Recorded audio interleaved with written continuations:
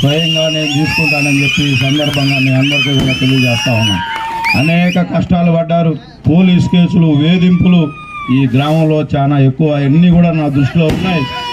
తప్పకుండా మీ అందరికీ స్వయంగా నేనే న్యాయం చేసే బాధ్యత తీసుకుంటానని చెప్పి ఈ సందర్భంగా మీ అందరికీ తెలియజేసుకుంటూ, రేపు తెలుగుదేశం పార్టీ అధికారంలో రాగానే ఈ గ్రామంలో ఉన్న ఇళ్ల స్థలాల సమస్య కానీ ఇక్కడ ఏవైతే సమస్యలు ఉన్నాయో తొలి 100 రోజుల్లోనే తీర్చే బాధ్యత స్వయంగా నేను తీసుకుంటానని చెప్పి ఈ సందర్భంగా తెలియజేసుకుంటూ, మీరందరూ కూడా తెలుగుదేశం పార్టీ కోసం ఇంత కష్టపడి మీకు ఎక్కడ సపోర్ట్ లేకపోయినా మీరు తెలుగుదేశం పార్టీని ఆదరించినందుకు మీ అందరికీ చేతులెత్తి నమస్కారం తెలియజేస్తా ఉన్నా.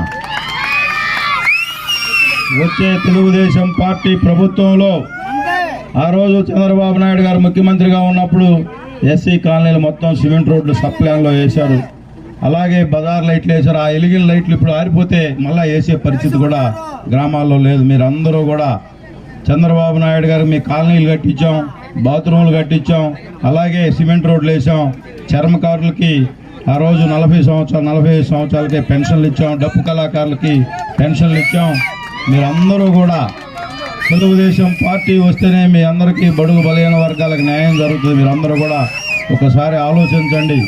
రేపు చంద్రబాబు నాయుడు గారు అధికారంలో రాగానే మీ అందరికీ కూడా 18 సంవత్సరాలు దాటిన ప్రతి మహిళకి పెన్షన్ వస్తుంది.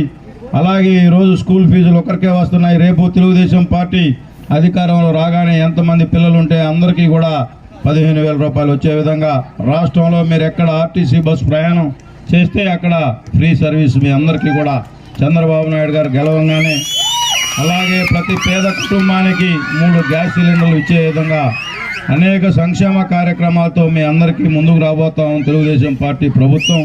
మీరందరూ కూడా ఆదరించండి. తప్పకుండా వచ్చే 40 రోజుల తర్వాత మీ కష్టాలు తీరే రోజులు వస్తున్నాయని చెప్పి, ఆ తర్వాత మీరందరూ కూడా సుఖ సంతోషాలతో ఉంటారని చెప్పి మీ అందరికీ తెలియజేసుకుంటూ, అలాగే వేమిరెడ్డి ప్రభాకర్ రెడ్డి గారు రేపు మన తెలుగుదేశం పార్టీ ఉమ్మడి అభ్యర్థిగా పార్లమెంటుకు పోటీ చేస్తూ ఉన్నారు.